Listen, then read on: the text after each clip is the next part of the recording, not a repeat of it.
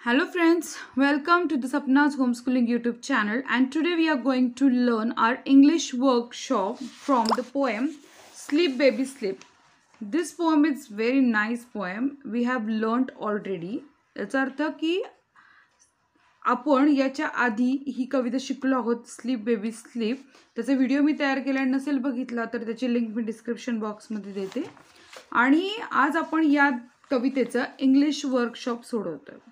तर सगळ्यात पहिले इंग्लिश वर्कशॉपमध्ये सांगितलं की सिंग द सॉन्ग. तर आपल्याला कविता येणं फार गरजेचं आहे, कारण तुमच्या ओरल एक्झाममध्ये कंपल्सरी तुम्हाला कविता विचारतात. त्यामुळे कवितेला थोडीशी चाल असेल तर कविता लक्षात ठेवायला बरी पडते. त्यामुळे चाल आणि अर्थ या दोन्ही गोष्टी आपल्याला यायला हव्यात. तर आपण सुरू करूयात आपली कविता चालीत म्हणायला. पण हे सगळं सुरू करण्या अगोदर जर तुम्ही सपनाच होमस्कूलिंग या यूट्यूब चॅनलला नवीन असाल तर लगेच हा चॅनल सबस्क्राईब करा, बेल आयकॉन दाबा.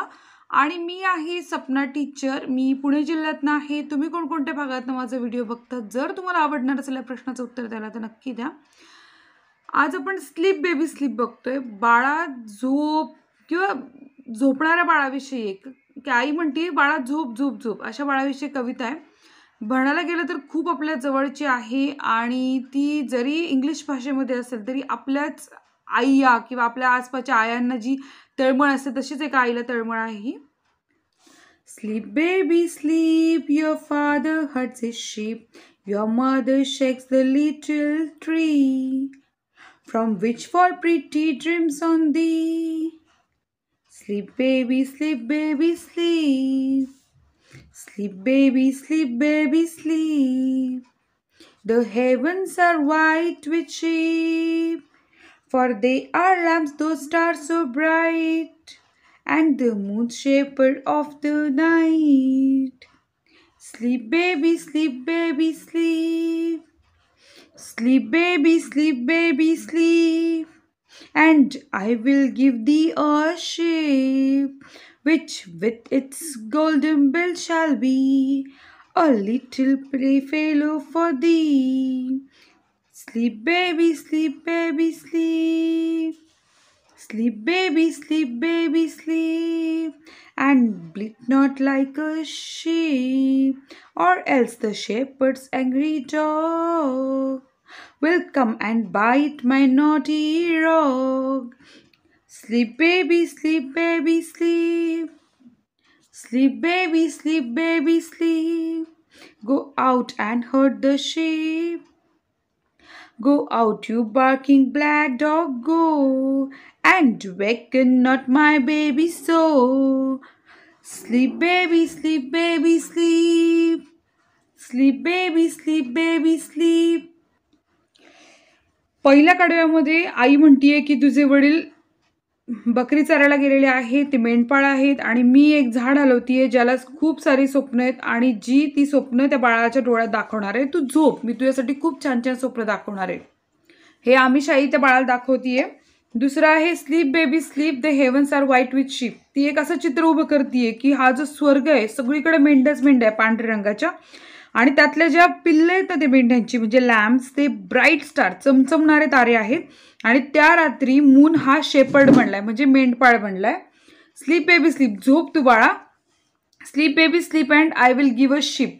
ती म्हणते की तू झोप बाळा, मी तुला ना एक छान बकरी देते, शेळी देते, मेंढी देते, आणि त्याच्या गळ्यात ना एक गोल्डन बेल असेल आणि ती जी मेंढी आहे ना ती तुझ्याबरोबर खूप खेळेल. त्यामुळे झोप बाळा झोप, तू झोपलास ना की मी तुला एक छान मेंढी देणार आहे, असं ती मेंढपाळाची बायको मी त्या बाळाची आई म्हणते. Sleep baby sleep and bleat not like a sheep. ती म्हणते की तू ना त्या एका ह्याच्यासारखं म्हणजे मेंढी कशी आवाज काढते किंवा अशी ओरडू नको, त्या मेंढीच्या आवाजासारखा आवाज काढू नको. ऑर शेपर्ड्स अँग्री डॉग, ते जे मेंढपाळांचे कुत्रे असतात ना ते खूप रागीट कुत्रे असतात. त्याला वाटेल की अरे हे मेंढीच ओरडती, ते येतील आणि चावतील. माय नॉटी रॉग म्हणजे हट्टी मुलगा असतो ना, ऐकत नाही, त्याला नॉटी रॉग म्हणतात. ती म्हणते झोप आता झोप, आईचं सगळं करून झालंय, प्रेमाने सांगून झालंय, आमिष दाखवून झालंय, आता त्याला धमकावून झालंय बाळाला, आता बाळ झोपायला लागलं. तर आई काय म्हणते sleep baby sleep, go out and herd the sheep. आता त्या कुत्र्याला सांगते की जा, त्या बाळाला कसं आपण म्हणतो तुला येईल बरं का मग भोकाडी येईल, माकू येईल, असं काय काय सांगतो. अरे जा इथून असं बोलत असते ना आई, तसंच ही आई बोलतीये. Go out and herd the sheep म्हणजे जा हर्ड म्हणजे जा सांभाळ त्या मेंढ्यांना सांभाळ. Go out your barking black dog go, आणि काळ्या कुत्र्यात जा इथनं. And vacuum not my baby so, आणि माझ्या बाळाला उठवू नको. स्लीप बेबी स्लीप सो, आणि आता बाळा शांत झोप. ओके, पहिला पॉईंट आपला झाला सिंग द सॉन्ग, अंडरस्टँड पण झालाय. Find the rhyming words used in the song. आता स्लीप, ट्रीज, ब्राईट, बी, डॉग आणि गो. आता हे शब्द लक्षात ठेवा, आपण याचे रायमिंग वर्ड बघूयात. सगळ्यात पहिला आहे स्लीप. ते स्लीपचा रायमिंग वर्ड काय येतो? शिप. आता इथे स्लीप आणि इथे आहे शिप. तर इथे बघा स्लीप आणि शिप उच्चारांवरती इथे रायमिंग वर्ड आहे. एक तर रायमिंग वर्ड सेम स्पेलिंग असतं किंवा उच्चार असतं. SLEEP स्लीप आणि SHEEP शिप. स्लीपचं रायमिंग वर्ड आहे शिप.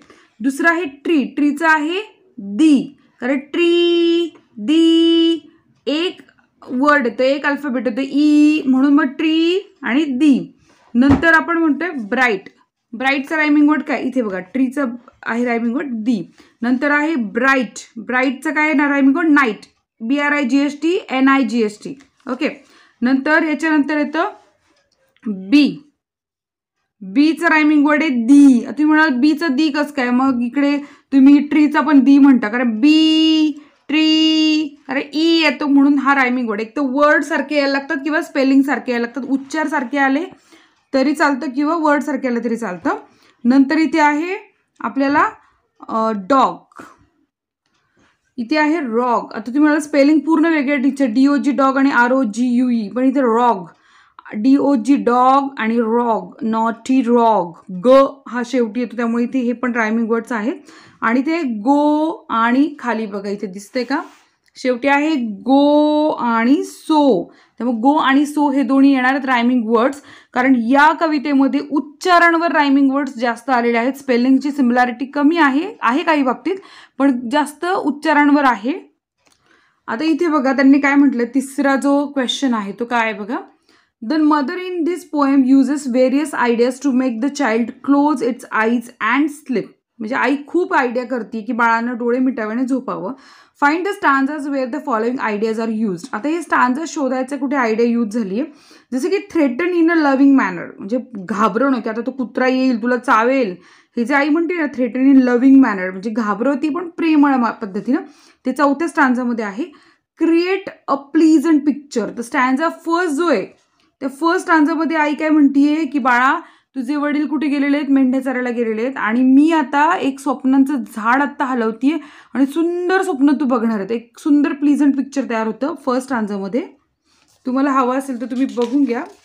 इथे बघा, mother shakes the little tree and from which fall pretty dreams on the. Second जे आहे इथे remove the threat and make the child feel safe. इथं पाचवा जो स्टांज आहे त्याच्यामध्ये ती त्या बाळाला ऐकवती की जा रे काळ्या कुत्र्यात जा, त्या मेंढ्यांची काळजी घे, निघ इथनं. हे जे सांगते ते पाचव्या स्टांजामध्ये सांगतेय तुमच्यासाठी. बघा इथे ती काय म्हणतीये, go out and herd the sheep, go out you barking black dog, go and vacuum not my baby so sleep baby sleep. तर या ओळींचा कडव्यांचा अर्थ होतो की तू जा काळ्या कुत्र्या इथून निघून, माझ्या बाळाला त्रास देऊ नको, तू निघ इथून, बाळाला झोपू दे. Okay. Describe a night in a beautiful manner. तर आपलं खूपच सोपं उत्तर आहे की ह्याचा जो दुसरा जो स्टांजा आहे की the heavens white with shape किंवा moon shepherd of the night, हे रात्रीचं वर्णन आपल्याला दुसऱ्या स्टांजाच मिळतं. सो रात्र आपल्याला दुसऱ्या स्टांजाच मिळते.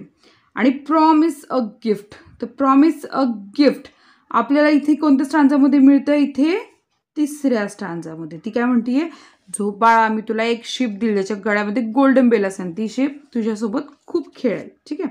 तर आपल्याला अशा प्रकारे सगळे स्टांजा भेटल्या. तर चौथी ऍक्टिव्हिटी बघूयात. ऍक्च्युली ही ऍक्टिव्हिटी वर्गातली, पण तरी पण तुम्ही ऐकून घ्यायचं, कारण मिनिंग जर तुम्हाला कळलं, वर्गात होऊ दे नाही होऊ दे, पण तुमच्या फ्युचर लाईफमध्ये तुम्हाला या सगळ्या गोष्टी माहिती असणं फार गरजेचं आहे. जसं की activity form groups of 6 and 8. 6 किंवा 8चा ग्रुप तयार करायचा आहे. List the favourite songs poems of all groups members. आता तुम्ही काय करायचे, लिस्ट फेवरेट सॉंग्स, तुमच्या जे ग्रुप मेंबर्स आहेत त्यांचे फेवरेट सॉंग्स किंवा पोएम्स लिस्ट आउट करायचे, म्हणजे लिहून काढायचे. Make a long list by putting together all list prepared by the different groups. सगळ्या ग्रुपच्या लिस्ट घ्यायच्या आणि त्याची एक लिस्ट तयार करायची, मोठी यादी तयार करायची. You may choose songs of poems from any language. आणि कोणत्याही भाषेतले तुम्ही कविता किंवा गाणी घेऊ शकता.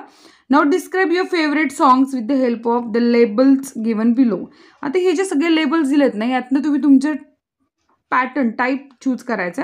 Note that you can select more than one label for a poem. म्हणजे तुम्ही एक लेबल शोधू शकता पोएमसाठी. For example, the duck and the kangaroo by Edward Lear is a funny poem as well as a narrative poem. म्हणजे आपल्याला जी कविता माहिती आहे, आता जसं वेडात मराठी वीर दौडले सात, तर ही कविता कशी आहे, ही एक नॅरेटिव्ह आहे, नॅरेटिव्ह पोएम आहे. म्हणजे कुणीतरी सांगते आपल्याला, कहाणी सांगते, ती नॅरेटिव्ह पोएम आहे. किंवा चांदोमा चांदोमा भागलास काय, निंबोणीच्या झाडामागे लपलास काय, ते हे काय, ललबाय. नंतर वंदे मातरम हे आहे पॅट्रिऑटिक सॉन्ग, म्हणजे देशभक्तीपर गीत. आता आपण ह्याचे सगळ्यांचे अर्थ समजून घेऊ. म्हणजे तुम्हाला केव्हाही आयुष्यामध्ये ह्या सगळ्या गोष्टी या लागल्या 8वी 9वी 10वी, तर तुम्हाला असं होणार नाही की सपना टीचर आठवेल की हां यांनी आपल्याला असे अर्थ सांगितले होते. ज्यांना माहिती असेल त्यांचं खूपच छान, पण ज्यांना माहिती नाही आहे त्यांनी शांतपणे काळजीपूर्वक ऐका. म्हणजे तुम्ही लक्षपूर्वक ऐका, म्हणजे तुम्हाला खूप छान समजतील या सगळ्या शब्दांचे अर्थ आणि स्पेलिंग्स पण लक्षात येतील. आता तुम्ही जे पण कविता चूज करणार त्याचा टाईप तुम्हाला समजून घ्यायचं. तर टाईप इथे आहे. पॅट्रिऑटिक सॉन्ग म्हणजे देशभक्तीपर गीत, जसं मी सांगितलं वंदे मातरम. ललबाई म्हणजे तेही सांगितलं चांदोमा चांदोमा, म्हणजे की अंगाई गीत. रोमॅन्टिक सॉन्ग, रोमॅन्टिक सॉन्ग तर काय तुम्हाला सगळ्यांना माहिती असणार आहे, प्रेम गीत, म्हणजे एकदम हिरो हिरोईनसाठी गात होते. Funny song and poem, funny song and poem म्हणजे मज्जेशीर गाणं किंवा कविता. टायटल सॉन्ग, आता टायटल सॉन्ग सगळ्या मालिकांचे सॉन्ग हे टायटल सॉन्ग असतात की ज्याच्यामध्ये त्या मालिकेचं किंवा त्या पिक्चरचं शीर्षक असतं. त्या शीर्षक जे गाण्यात येतं त्याला टायटल सॉन्ग असं म्हणतात. प्रेयर, प्रेयर म्हणजे प्रार्थना. बॅलेड, बॅलेड म्हणजे काय माहिती का, ज्याच्यामध्ये पूर्ण स्टोरी नॅरेट केलेली असते. शक्यतो बॅलेड हे लव्ह स्टोरीवर बेस्ड असतात.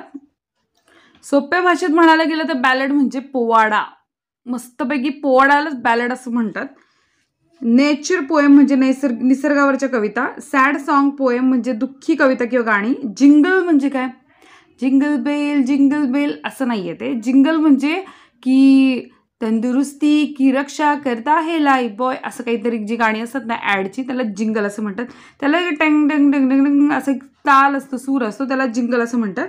इन्स्पिरेशनल सॉन्ग, इन्स्पिरेशनल सॉन्ग म्हणजे प्रेरणादायी गीत, असं काहीतरी उठून आपण आता लढायलाच लागू आता.